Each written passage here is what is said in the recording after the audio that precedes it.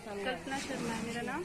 और कुछ दिन पहले यहाँ पर गांव वाले आए थे, बहुत उन्होंने हंगामा किया, ये घर की बाउंड्री भी तोड़ गए थे। तो हम लोगों ने एफआईआर की थी और उनके उसके बाद पूछा भी क्या कार्रवाई चल रही है, तो उन्होंने कहा अभी चल रही है कार्रवाई। लेकिन उसके बाद हमें तो कोई सूचना नहीं दी गई और आज अचानक से आकर के यहाँ गेट तोड़ दिया और उधर की बाउंड्री तोड़ दी। अब हमारी कॉलोनी अनसेफ हो गई। अगर हम तो कहते हैं कि ये अगर अवैध कॉलोनी है तो हमें लोन क्यों मिला, और 12 साल हो गए इस कॉलोनी को बने हुए, जब से कोई कार्यवाही नहीं हुई। आज अचानक क्या हुआ ऐसा जो कि सीधी कार्यवाही की गई? और कार्यवाही करने से पहले कम से कम फ्लैट वालों को तो इन्फॉर्म करना चाहिए था ना, उनको इन्फॉर्म नहीं किया। सिर्फ एक पार्टी के उस पे प्रेशर से, किसी भी तरह से उनका जो भी कारण रहा होगा, उन्होंने ये कार्यवाही की है, और लेकिन हम लोगों को उन्होंने अनसेफ कर दिया है। मैम, सुरक्षा की दृष्टि से देखा जाए तो अब इन्होंने ये गेट भी यहाँ से हटा दिया और सामने बाउंड्री वॉल भी तोड़ दी। अब यहाँ पे कल को कोई वारदात हो जाती है तो इसकी जिम्मेदार कौन होगी? क्या हम इस चीज को भुगतने के लिए तैयार हैं? क्योंकि हम सरकार से लोन ले रखा है, हमने ब्याज दिया है सरकार को, और उसके बाद अब ये कहें यहाँ कोई परिस्थिति पैदा होगी तो फिर इसका जिम्मेदार कौन होगा? सरकार होगी या ये लोग होंगे?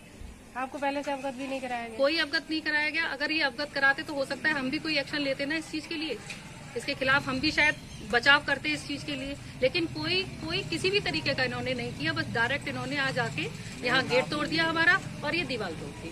मीडिया के माध्यम से आप क्या कहना चाहेंगे? मैम, मैं तो यही कहना चाहूंगी कि अगर इन लोगों को अगर ऐसा कुछ करना था तो पहले इन फ्लैट वालों की सोच लेते। यहाँ 34 फ्लैट है ना, 34 फ्लैट वालों को कुछ तो नोटिस देते ये लोग, ताकि हम भी अपना कुछ बचाव करने के लिए करते। क्या हमारा पैसा क्या फालतू है मैडम? जो हमने कितनी फैमिली अभी रह रहे हैं? या फिलहाल 34 में से 15-20 फैमिलियां तो रह ही रही हैं, किसी न किसी तरीके से तो रह ही रहे हैं सब लोग। कहीं किराएदार भी रह रहे हैं, किसी फ्लैट में मकान मालिक भी रह रहे हैं, लेकिन अनसेफ तो सभी लोग हो गए। एक चीज आप ये देखिए कि एडीए गवर्नमेंट एजेंसी है, एलआईसी ये गवर्नमेंट एजेंसी है।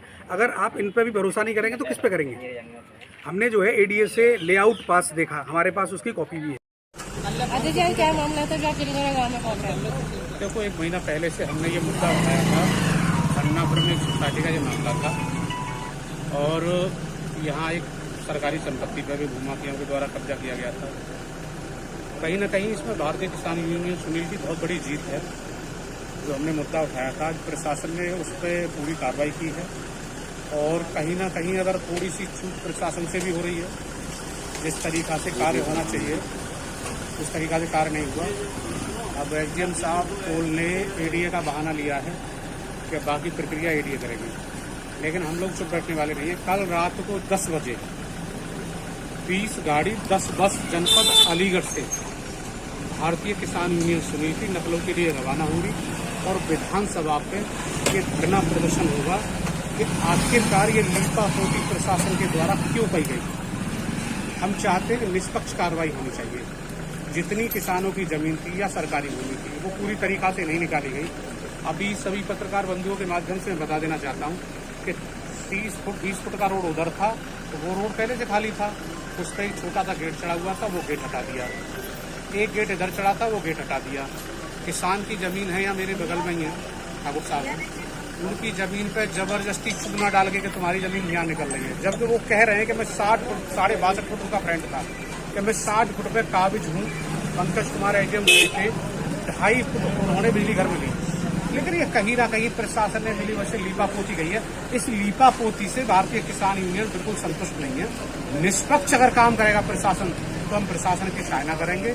अब ये प्रशासन कहीं ना कहीं बहाने लगा रहा है कि ये एडीए का मामला है, लेकिन निश्चित रूप से मैं आपको बता देना चाहता हूँ कि पीड़ित किसानों को लेके कल रात को यहाँ से 10 बजे 30 गाड़ियों के साथ 10 बस है, 20 गाड़ियां हैं, और पूरे उत्तर प्रदेश से भारतीय किसान यूनियन सुनील पदाधिकारी पहुंच रहे हैं। लखनऊ में विधानसभा के सामने ये धरना प्रदर्शन होगा कि यहाँ के अधिकारियों ने जो लीपापोती करी है उसको निश्चित रूप से उजागर करने का हम काम करेंगे। एसडीएम साहब सुनने को तैयार नहीं है। सबसे बड़ी बात एक और है, मुद्दा कोई सा भी हो, अधिकारी जो आता है सीट को, प्रशासनिक अधिकारी जनता की सेवा करने के लिए होता है।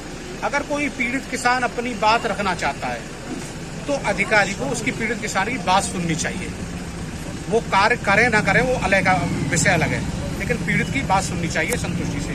किसान अपनी बात रख रहा है और फटकार लगाना किसान में, ये किसान की हम बेइज्जती कतई बर्दाश्त नहीं करेंगे, चाहे कितना भी बड़ा प्रशासनिक अधिकारी हो अलीगढ़ में।